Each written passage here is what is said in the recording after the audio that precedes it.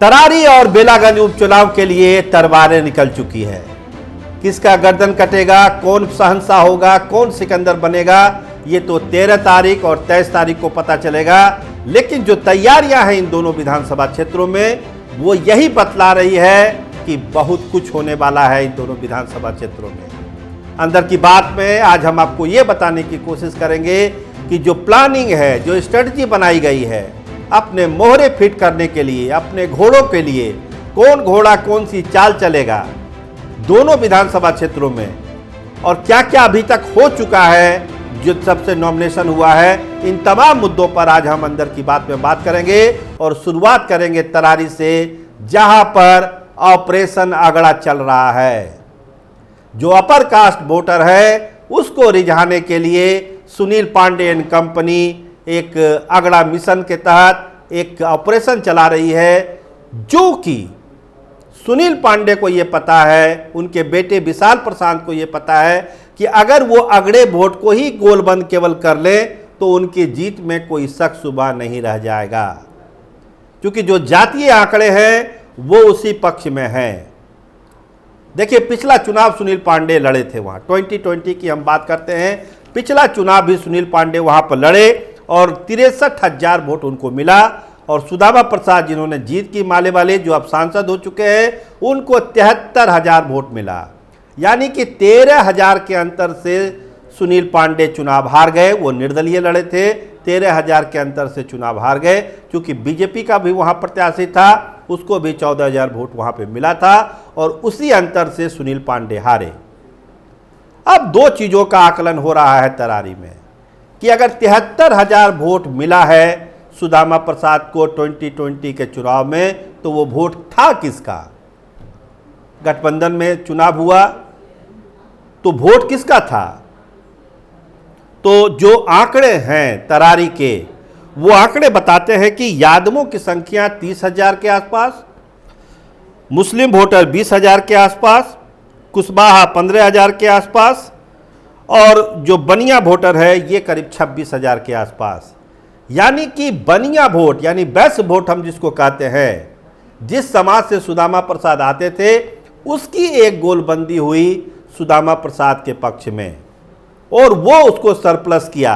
अगर 73,000 वोट सुदामा प्रसाद ला रहे हैं तो इसमें करीब करीब 90% जो वैश्य वोट था वो सुदामा प्रसाद के तरफ गया। इसके अलावा जो नाराज लोग थे सुनील पांडे से या फिर भाजपा के उम्मीदवारों से, उनका भी थोड़ा बहुत समर्थन सुदामा प्रसाद को मिला और सुदामा प्रसाद चुनाव जीत गए। माई का तो 100% वोट उनको मिला ही, बाकी महल्ले का अपना जो कैडर वोट है वो भी उनको मिला। तो ये संख्या पहुंच गई 73,000 में और 13,000 के अंतर से जीत गए सुदामा प्रसाद। तो ये उपचुनाव में अलग क्या है, इसको समझने की जरूरत है कि हम जब बात कर रहे हैं कि किसके बाजुओं में कितना दम है, और अगर ऑपरेशन फॉरवर्ड, ऑपरेशन अगड़ा सुनील पांडे शुरू कर चुके हैं भूमिहारों के बीच में, राजपूतों के बीच में, ब्राह्मणों के बीच में, तो इसका मतलब क्या है और इसका फायदा क्या है? तो आप जानिए कि 60,000 के आसपास भूमिहार वोटर बताए जाते हैं तरारी में, इतने वोटर हैं। इसके बाद आते ही ब्राह्मणों की संख्या जो 30,000 है और राजपूत वहाँ 20,000 के आसपास है। पिछड़ा, अति पिछड़ा और तमाम वोट अगर मिलाते हैं तो वो करीब 40-45,000 के आसपास वो वोट भी है। और एक निर्णायक वोट वैश्यों का, जिसकी हम चर्चा कर चुके हैं, लगभग 26,000 जो वोट चला गया था सुदामा प्रसाद के तरफ, क्योंकि वैश्य थे वहाँ उम्मीदवार, तो वैश्यों ने उनको वोट किया। लेकिन अब फिजा बदली है, राजू यादव है वहाँ पर और वैश्य दुविधा में थे कि क्या करें, क्या वैश्यों का वोट यादवों को जाएगा, माले को जाएगा, इसको लेकर एक दुविधा थी। वो दुविधा धीरे धीरे अब साफ हो रही है। वैश्यों के बीच एक गोलबंदी हो रही है कि आप देखिए भाजपा को, आप देखिए नरेंद्र मोदी को, आप देखिए कमल छाप को, क्योंकि जो ट्रेडिशनल वोटर है भाजपा का वो तो वैश्य है ही। क्योंकि कैंडिडेट थे वहाँ पे सुदामा प्रसाद, तो उनकी एक मजबूरी हो गई, लेकिन अब वो मजबूरी खत्म हो चुकी इस बाय इलेक्शन में। तो ये एक सरप्लस वोट जो है विशाल प्रसाद, सुनील पांडे को मिलता हुआ वहाँ पर दिखता है। इसके अलावा आप कहेंगे कि जो जनसुराज की कैंडिडेट है किरण सिंह, वो क्या कर सकती है, वो भी राजपूत बिरादरी से आती हैं। लेकिन देखिए, राजपूत बिरादरी से तो वो हैं, लेकिन वोट किसको काट रही है? क्या राजपूत समाज उनको वोट कर रहा है क्या उनको? तरारी के इलाके में आप जाएंगे तो आपको पता चलेगा कि जो उनका काम है एनजीओ के बीच में जो काम किया है किरण सिंह ने, उसमें सब जात बिरादरी के लोग थे उसमें, और वही वोट जो है उनको मिलता हुआ वहाँ पर दिखता है। जात के नाम पर ये आप कहिएगा कि राजपूत उनको वोट कर रहा है, ऐसा कुछ नहीं, अभी तक तो वहाँ पर नहीं दिखता है। तो अगर वो न्ुकसान करेंगी तो दोनों का नुकसान करेंगी, माले कैंडिडेट का भी नुकसान होगा और सुनील पांडे का भी नुकसान होगा। तो लोग बताते हैं कि वो न्यूट्रल हो जाएगा, वो उसका कोई मतलब फिर नहीं रह जाएगा, क्योंकि जो गोलबंदी सुनील पांडे कर रहे हैं, क्योंकि सुनील पांडे को भी लगता है कि अपने नाराज मतदाताओं को, जो उनके बिरादरी के हैं, अगड़ी जातियां का है, उनको मनाया जाए। भूमिहारों में जो कुछ लोग नाराज हैं, या राजपूतों में, ब्राह्मणों में जो नाराज हैं, देखिए एक निर्दलीय भी खड़े हैं वहाँ से, ये ब्राह्मण कैंडिडेट, उनको भी मनाने समझाने की कोशिश हो रही है। तो कोशिश है कि जो अगड़ा वोट बैंक है, जो वोटर है, उसको गोलबंद किया जाए, और पूरा focus Sunil Pandey and company का उसी वोट बैंक पर है कि उसमें कहीं कोई सेंधमारी ना हो, क्योंकि उनको पता है कि अगर ये वोट उनके पास आ गया तो वो एक बड़े अंतर से तरारी का चुनाव जीत सकते हैं और तरारी में कमल खिल सकता है। भाजपा की पूरी टीम लगी हुई है इस उपचुनाव को जीतने के लिए, क्योंकि प्रतिष्ठा की लड़ाई है। हमने आपको पहले ही कहा था कि अमित शाह का ही फरमान है कि आपको दोनों बाई इलेक्शन जीतना है, चारों तो जीतना ही जीतना है, लेकिन जहां 2 पर भाजपा है उसमें 100% जीत की गारंटी देनी है। तो तरारी में तमाम नेता, देखिए संजय टाइगर जो उस इलाके के बड़े नेता हैं, और भी पटना से लोग गए हैं, बिना पल गवाए, एक क्षण गवाए, रात दिन लगे हुए हैं। बात होती है संजय टाइगर से तो कहते हैं कि अभी एक ही मिशन है, कमल खिलाना है, अभी कोई दूसरी बात हम लोग करेंगे ही नहीं करेंगे।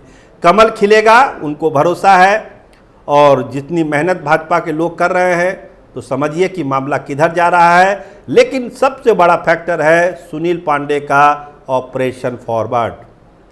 ये फॉरवर्ड अगर अंजाम तक पहुंचा, ये मिशन अगर अंजाम तक पहुंचा, तब जो ये लड़ाई आप देख रहे हैं तरारी की, वो उसमें आपको कमल छाप का पलड़ा भारी बनता हुआ दिखेगा। और यही मिशन है, एक लाइन का मिशन यही है कि ऑपरेशन फॉरवर्ड को अंजाम दीजिए। भूमिहार, राजपूत, ब्राह्मण जितने लोग हैं, सबको एकजुट करना है, और जो सरप्लस वोट वैश्यों का आ रहा है उसको भी कैच करना है, रोकना है। वो वोट कहीं दूसरे फील्ड में पार्क ना हो जाए 2020 की तरह।